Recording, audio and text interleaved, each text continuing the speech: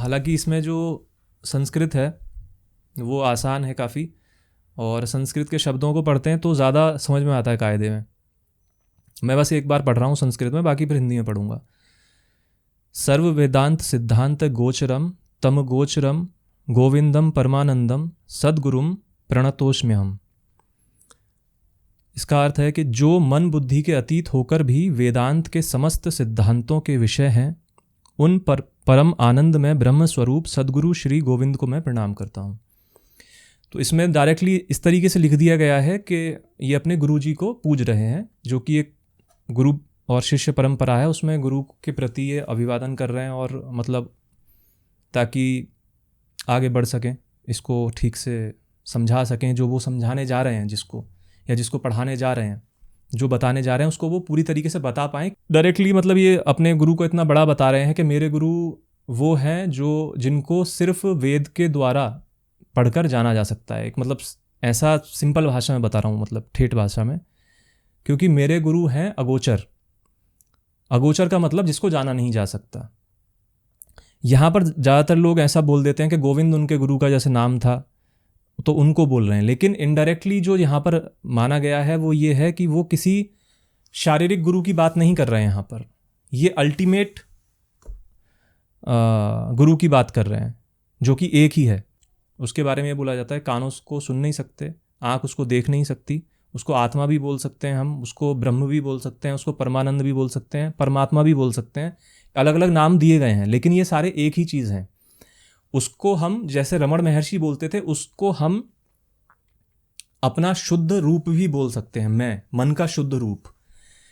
और जब मन एकदम शुद्ध रूप में प्रदर्शित होता है, तभी किसी के मुंह से निकला था अहम ब्रह्मास्मि, कि मैं ही ब्रह्म हूँ, एक समय में जाकर, कि वो जब एकदम पूरी तरीके से निर्मल था।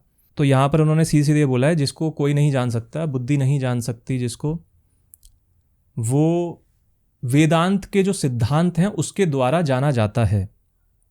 ऐसा जो गुरु है जो कि परम आनंद है, मैं उसको प्रणाम करता हूँ। ये बड़ी वैसी बात है कि ज़्यादातर जैसे कहीं भी आता है तो आनंद का नाम पहले आ जाता है, परमानंद, और इस तरीके से नाम आ जाता है। और ये बहुत ही, मतलब हम लोग अगर देखें तो ये इस तरीके की बात है कि आनंद शब्द एकदम जुड़ा ही रहता है बिल्कुल, चाहे उसको परमानंद बोल दो, चिदानंद बोल दो, कुछ भी बोल दो। वो इसलिए है क्योंकि हमारी जो शुरुआत से जो खोज रही है वो इसी की रही है। अभी भी जो आदमी जो भी कर रहा है वो सिर्फ आनंद की खोज में है।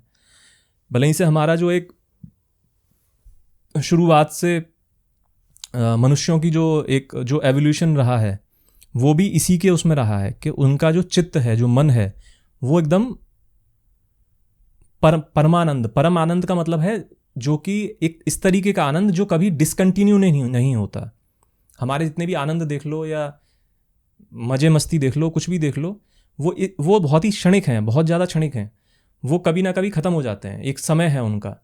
तो वो इस तरीके के लूप, इस तरीके की चीज़ के खोज में है जो कि हमेशा रहती है, जिसका कभी अंत नहीं होता। और जब, हालांकि सीधी सी बात है, अंत नहीं होगा तो उसका जो निरंतर आनंद दे, हाँ, जो निरंतर ही आनंद दे। तो ये सारी एवोल्यूशन भी उसी पर टिकी हुई है, उसी पर बेस्ड है हमारी। ये फर्स्ट लाइन का मतलब जो नहीं समझ में आया, ये इसका क्या मतलब है? इसका जो मन बुद्धि का अतीत होकर भी, ये कौन जो हाँ, जो का जो इस्तेमाल हुआ है ना, जो किसके लिए हुआ है?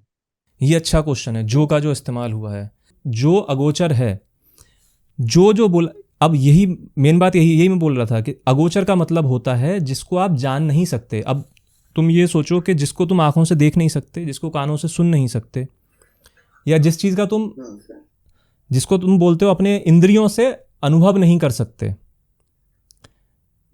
ठीक है, तो उसको तुम कोई नाम नहीं दे सकते। जैसे हमने जितनी भी चीज़ों को नाम दी हुई हैं, वो ज़्यादातर वो चीज़ें को हमने नाम दिया हुआ है जो या तो उसका आकार है, ठीक है, आकार है तो आंखों से दिख जाता है, या फिर वो इस तरीके का आभासी है कि जो हमें या बाकी सब लोगों को एक रूप से दिखता है। जैसे कि हवा है, हवा का कोई आकार नहीं है ना, लेकिन वो हवा क्या है, तुम्हें भी और मुझे दोनों को लग रही होगी जब चल रही होगी, तो कोई फर्क नहीं पड़ता कि उस समय तुम कितने दुखी हो या मैं कितना खुश हूं। समझ रहे हो? हमारे ऊपर कैसी भी कंडीशन हो, हम अगर एक जगह खड़े हुए हैं जहाँ हवा चल रही है, ठंडी हवा चल रही है, तो वो तुम्हें भी ठंडी लगेगी, मुझे भी ठंडी लगेगी, भले ही से वो दिख ना रही हो, लेकिन उसको भी महसूस किया जा सकता है। तो हमारे लिए स्पर्श है, तो इसमें ये भी है, उसको स्पर्श भी नहीं किया जा सकता। तो जो को इसलिए यहाँ पर सिर्फ और सिर्फ, अब तुम जिसको जानने की कोशिश कर रहे हो ना, जो किसके लिए किया गया है, ये पूरा जो ग्रंथ है विवेक चूड़ामणि। हाँ, वो मैं उसके बाद जो मन बुद्धि के अतीत होकर भी, मन बुद्धि के अतीत होकर के क्या मतलब है, मन बुद्धि के अतीत? बात ये है, जैसे मैंने अगोचर शब्द लिया ही इसलिए था, यहाँ पर अगोचर में सिर्फ 2 चीज़ें इन्होंने इंक्लूड की हैं, इसलिए मतलब अगोचर का मतलब बता रहा था। तम अगोचरम, जो हर चीज़ से अतीत है, हर चीज़ बोला था मैंने, उसमें मन बुद्धि भी आ गई। जो मन अतीत का मतलब है, जैसे अतीत है जो मन में नहीं, आपका मन जहाँ पहुँच नहीं सकता, आपका मन सोच नहीं सकता उसके बारे में, ठीक है, आप अपनी बुद्धि से सोच नहीं सकते उसके बारे में। अतीत का क्या मतलब? अतीत का मतलब परे, परे। हाँ, परे लो यहाँ से। वेदांत क्या है ना, सबसे ज्यादा शब्दों के सही मायने पर ध्यान दिलवाता है, मतलब शब्दों की सही परिभाषा आनी चाहिए। अतीत का मतलब है जो परे है, जो इन चीजों से परे है, पकड़ में नहीं आने वाला। तो यहाँ पर मन बुद्धि के अतीत का मतलब है जो रत्नेश है, जो कपिल है, जो देव है, जो मधु है, जो संदीप है, जो अभी तक इनकी पकड़ में नहीं आया है, जो ये आज है ना, आज इस समय तक, टिल नाउ, इनसे परे है। समझ रहे हो? अभी इनके पकड़ में नहीं आया है। जो हमारे पकड़ में नहीं आया है वो पकड़ में कैसे आएगा, तो उसके लिए बोल रहे हैं। वो मेरा गुरु ऐसा है, मेरा गुरु इस प्रकार का है जो तुम्हारी अभी पकड़ में आया नहीं है और आएगा भी नहीं, लेकिन वो आ सकता है किस प्रकार से, जो हम पढ़ने जा रहे हैं इस प्रकार से। वेदांत के जो सिद्धांत हैं उसकी वजह से हम पकड़ सकते हैं। समझ रहे हो? पकड़ने का मतलब ऐसा नहीं है हम पकड़ ही लेंगे, मैं हालांकि गलत बोल रहा हूं, इसको भी पकड़ा तो जा ही नहीं सकता, इसीलिए बोलते हैं। हाँ, वो दरअसल क्या है, यहाँ सबसे बढ़िया चीज़ मुझे यही लगती है इसकी, वेदांत की, कि जो चीज़ पवित्र है ना उसको ये छूने नहीं देता किसी को भी, वो सेक्रेड ही रहती है हमेशा। आदमी कितना ज्ञानी हो जाए, कितना बुद्धिमानी हो जाए, कितना बड़ा संत हो जाए, वो तब भी पता है क्या बोलता है कि बस तुम्हें जो पता लग गया है ना वो पता लग गया, लेकिन ये मत सोचो तुमने उसे पा लिया, वो पता लग गया तुम्हें। एक कहावत चलती है कि गुरु के पास हमेशा एक ऐसा तीर रहता है तरकश में जो तुम्हें नहीं देता, गुरु के पास एक ऐसा दाव रहता है तुम्हें नहीं सिखाता। तो ये वही दाव है जो असली चीज़ है, अल्टीमेट जो चीज़ है, जिसको भले ही से कुछ भी बोल दो तुम, 50 नाम ले रखे हैं, तो वो है जिसको हम इस तरीके से नहीं पकड़ सकते जो हम आज हैं और जिस तरीके से हम पकड़ते हैं। मन हमारा है क्या? दरअसल मन क्या होता है? मन है हमारे मन में जो भी विचारों के अलावा और क्या है? मन ज़्यादातर विचार चलते हैं, हमने जो खाया पिया, जो भी किया, महसूस किया, छुआ, उससे सारी हमारी जो कंडीशनिंग है उससे मिलकर मन बनता है। तो उसकी पकड़ में नहीं आ सकता आदमी अगर सिर्फ पढ़ता रहे। इसीलिए बोला जाता है कि आदमी ज़्यादा पढ़ कर उसके अंदर अहंकार आ सकता है, लेकिन वो जान नहीं सकता जो इसके अंदर लिखा हुआ है। तो वेदांत में इसीलिए ये है कि आपने जो भी चीज़ें जानी हैं उसको ये डीक्लटर करता है। मैं बता देता हूँ मैं क्या समझा हूँ, क्योंकि मैं भी हो सकता है गलत ना समझा हो कहीं में। हाँ बिल्कुल बताओ। तो इसमें ये था ना कि जो मन, जो का मतलब वही कि जो प्योरेस्ट फॉर्म ऑफ योर मतलब इनर सेल्फ, प्योरेस्ट फॉर्म, मतलब मैं प्योरेस्ट फॉर्म की बात कर रहा हूँ कि जो कि नीचे ब्रह्म स्वरूप जो लिखा भी है, मतलब अहम ब्रह्मास्मि वाला जो आप बताया ना तुमने, वही कि जो मन बुद्धि के अतीत है। मन बुद्धि ये हमारा जो अभी का जो फिजिकल अपीयरेंस है हमारा, जो मैं और तुम जो सामने बैठे, जो हमारी मन और बुद्धि के अतीत है, मतलब बाहर है, उसके बस से भी बाहर है। जो कौन बाहर है? जो मेरे अंदर है, सेल्फ, मेरा सेल्फ। वेदांत के समस्त, ये अलग लाइन है, वेदांत के समस्त विषयों के सिद्धांतों के विषय हैं। तो वो जो है ना वही उसका वेदांतों के सिद्धांतों का विषय है। बिल्कुल बिल्कुल बिल्कुल, हाँ, जो है ना वही सिद्धांतों का विषय है।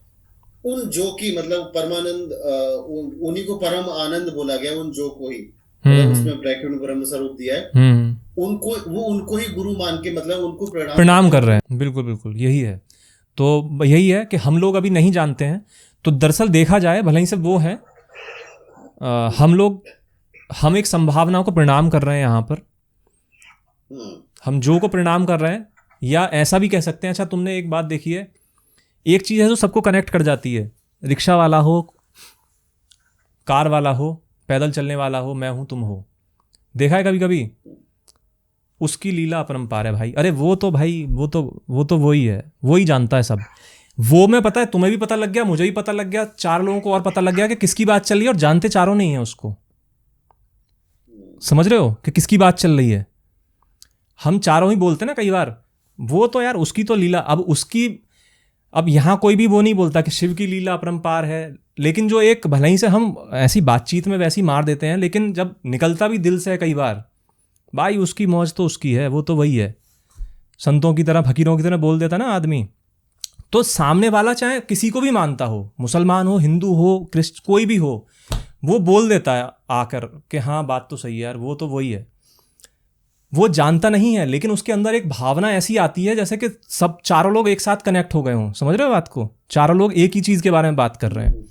तो ये बड़ी कमाल की चीज़ है कि हम बात भी कर लेते हैं उसके बारे में, उसको जानते भी नहीं है, और अंदर से एक बात भी आती है। तो ये जो भी वही है, वो और जो एक ही है, जो वो है वो है, जो है जो वो है, ऐसा है यहाँ पर। तो कुछ इस पहले श्लोक में कुछ कहना, सुनना या कुछ बात। वो कह रहे हैं परम आनंद में, तो वो आदमी तो जानता है कि वो परम आनंद में है, जो भी जिसको उसने समझा है।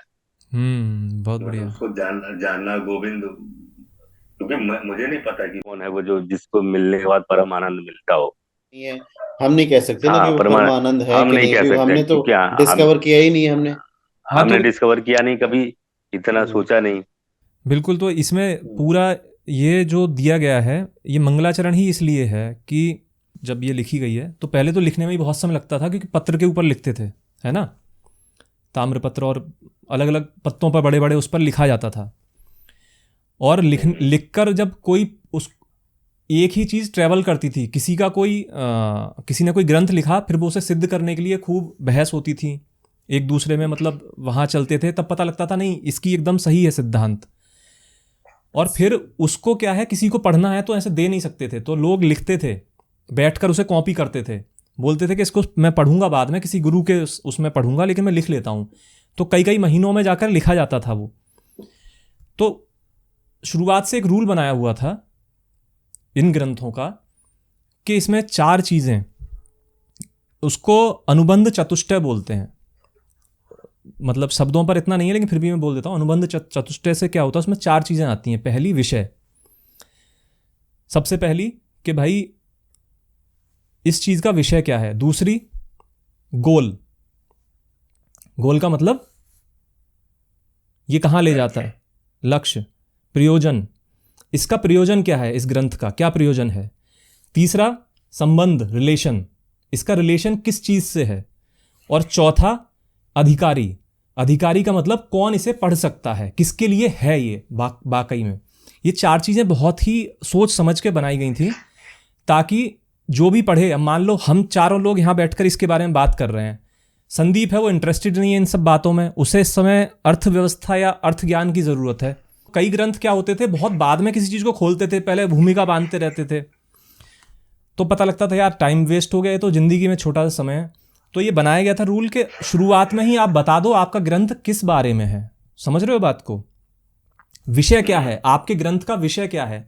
तो यहां पर देखोगे तो पहले श्लोक में ही पता लग जाएगा। हालांकि ये श्लोक इसलिए नहीं लिखा गया है, लेकिन ये अपने आप बन गई थी इस तरीके से चीज कि इसका विषय वो है जो जाना नहीं जा सकता, हर चीज के पीछे है हर चीज के पीछे। जो आंख के पीछे बैठकर देख रहा है, आंख नहीं देख सकती उसे, लेकिन वो आंख के द्वारा देख रहा है किसी चीज को, किसी विषय को देख रहा है।